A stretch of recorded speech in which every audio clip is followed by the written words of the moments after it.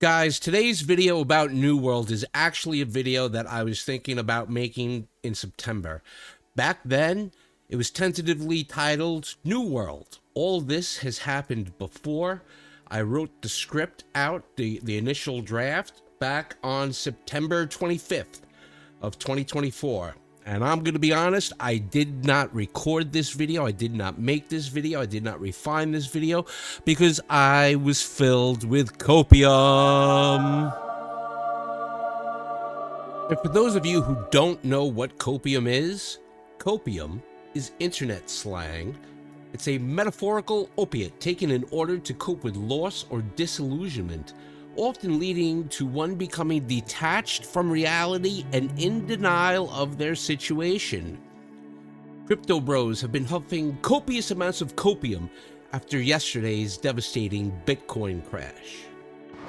To use the word in a sentence that is more relatable to our actual topic, adventurers have been huffing copious amounts of copium after Season 7 of New World Aeternum has crashed and burned. There are two internet sayings that perfectly sum up what's happening right now. The first is a phrase made famous by Battlestar Galactica in 2004, though it actually originated from the 1904 play Peter Pan.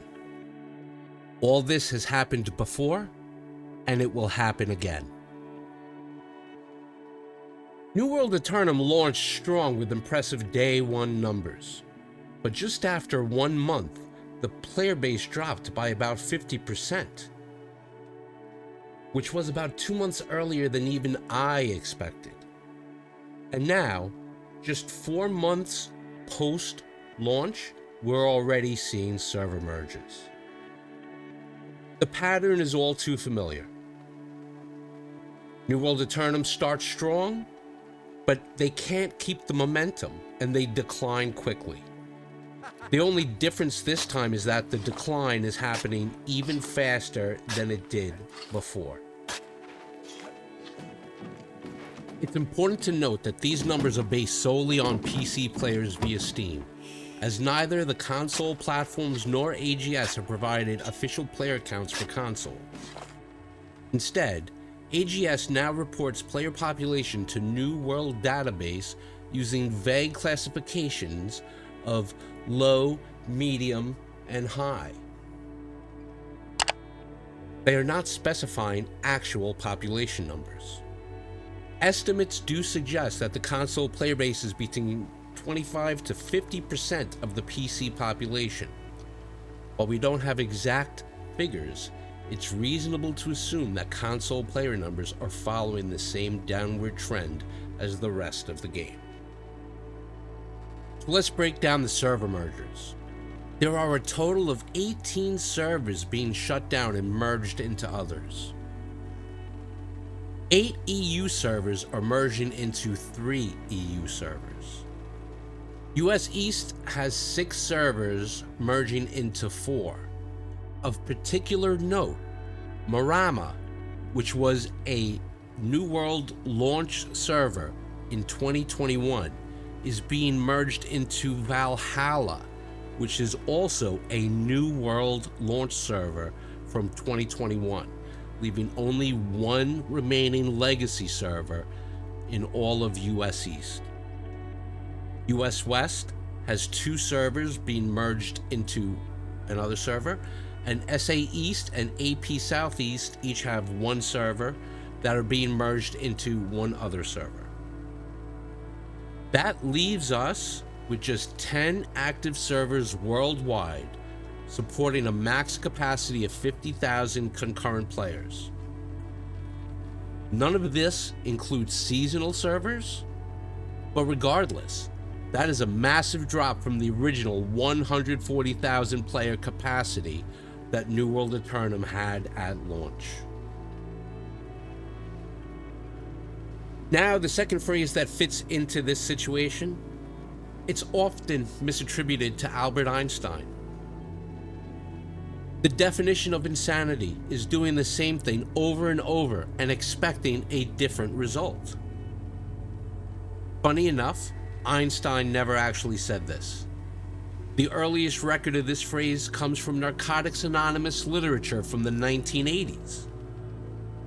Regardless of its origin, the point stands. If the developers keep making the same mistakes and expect a different outcome, it's not going to work.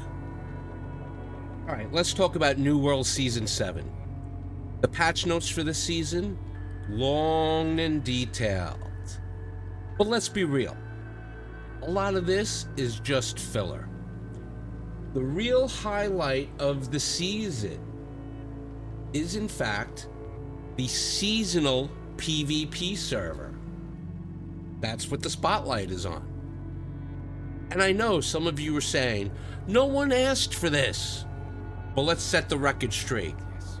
Yeah, you actually did. Oh, 15. Originally, New Worlds was designed as a PvP survival game. If you played the 2020 alpha, you probably remember just how toxic things got. Despite penalties like being labeled a criminal, the ganking got so out of hand that AGS had to pivot and turn the game into an MMO instead. That's how we ended up with the New World that launched in 2021. And on launch, what did everybody ask for? For everyone to be flagged PvP all the time. Oh God.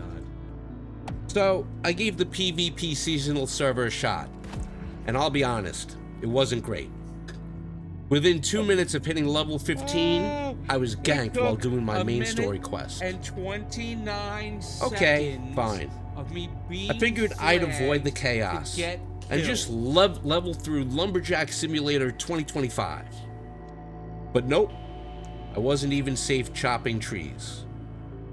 Needless to say, I'm probably not going back. 1 minute and 29 seconds.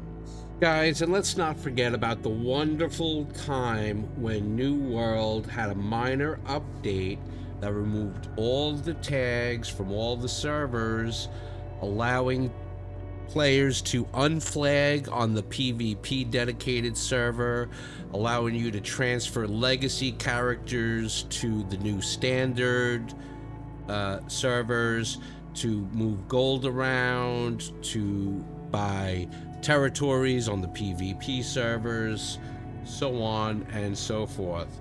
That which took about 8 hours for them to shut the servers down. They didn't roll anything back. A bunch of temporary bans, a couple permanent bans, so on and so forth. Needless to say, this highlights the problem and the challenges that AGS has when they have a patch and something goes wrong, and what it is with their quality assurance, quality control. Players can only take so many broken patches before they start walking away for good. Beyond the PvP server, Season 7 added 8 new artifacts. But let's be real, if you wanted one of these, you probably already got it within the first week thanks to all of the artifact farming going on. And Burninator, already nerfed. There was OPR map preview weekend. If you missed it, I already made a video covering the event and the community feedback. But that weekend has come and gone. We are unlikely to see Coral Divide before Season 8. So that's the question. Now what? With the server merges, declining player numbers, in a PvP server that doesn't seem to be the hit AGS hoped for, what's next for New World? Is there enough content to keep players engaged?